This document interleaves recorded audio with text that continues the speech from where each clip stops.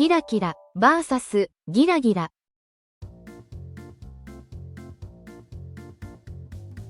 Japanese onomatopoeia is incredibly diverse, and there are often multiple ways to describe the same action or feeling using different onomatopoeic words. By using onomatopoeia, speakers can convey their emotions or situations more vividly. Learning them can deepen your understanding of Japanese and make your speech sound more natural and expressive. Let's learn about these two terms today. By watching this video, you'll understand the differences and how to use them, gaining the ability to decide which one is appropriate in various situations. I've also included a few tips at the end of this video for learners who struggle with distinguishing between these two pronunciations, so I'd appreciate it if you could watch until the end. On this channel, I, as a native Japanese speaker, share tips that may help you in your Japanese learning by highlighting common mistakes I often encounter when talking with Japanese learners. Please subscribe to the channel to increase your practice opportunities. Now, let's jump right into today's topic. Kirakira and giragira are both onomatopoeic words used to describe light, but they each have different nuances. Kirakira Expresses a gentle, beautiful light that sparkles softly. For example, you might use kirakira to describe stars twinkling in the night sky or sunlight reflecting off the surface of water. Overall, it's a word that conveys a positive and pleasant impression. On the other hand, giragira describes a strong and glaring light. It could be used for situations like the blazing sun in midsummer or the intense glow of neon lights. Giragira Often gives off a sense of something harsh or overwhelming. Here are some examples. 夜空に星がキラキラ輝いている。川面が朝日でキラキラ光る。彼女の指にキラキラと輝くものが見えました。真夏の太陽がギラギラと照りつける。あの化粧はギラギラして目立ちすぎます。早い者勝ちと聞いて、買い物客たちの目がギラギラし始めました。Now, let's try to answer which one is better to use while actually looking at the pictures. Which one do you think is more appropriate to use?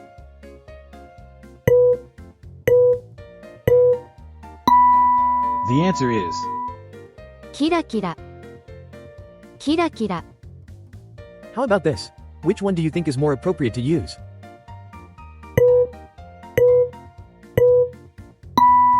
The answer is ギラギラギラギラ Then how about this? Which one do you think is more appropriate to use?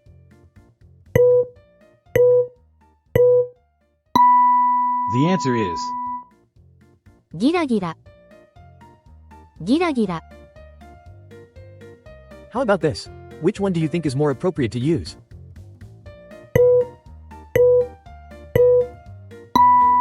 The answer is キラキラキラキラ Then how about this? Which one do you think is more appropriate to use?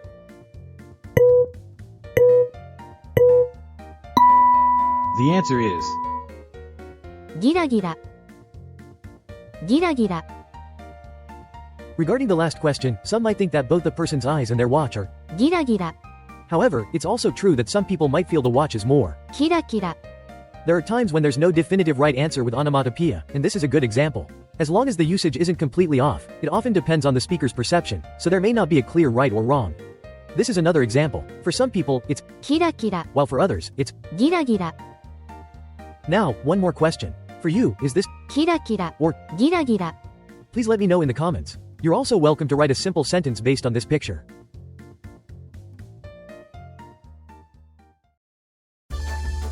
今日はこれで終わりです。今回の結果はいかがでしたか？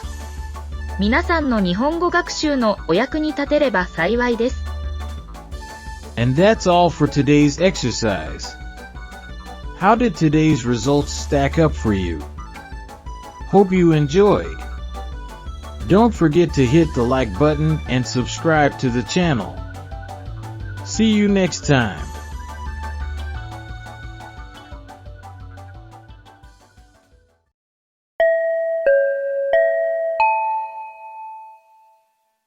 Among people whose native languages distinguish between K and G sounds based on aspiration, there are surprisingly many who sometimes find it difficult to distinguish between the Japanese ka and ga sounds. First and foremost, it's important to remember that Japanese does not distinguish between aspirated and unaspirated sounds in its pronunciation. Some of you might hear a difference between the ka in 鏡 and the ka in 医科大学 in Japanese. However, for us, both are the same ka sound.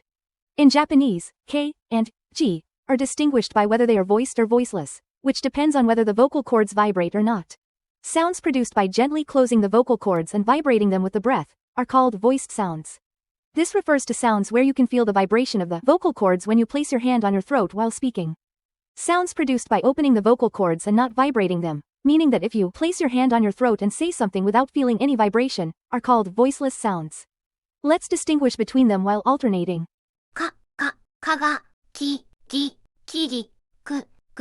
くぐ、けげ、こご、かがきぎくぐけげこご、がかぎきぐくげけごこ、キラキラ、ギラギラ、キラキラ、ギラギラ、キラキラ、ギラギラ、キラキラ、ギラギラ。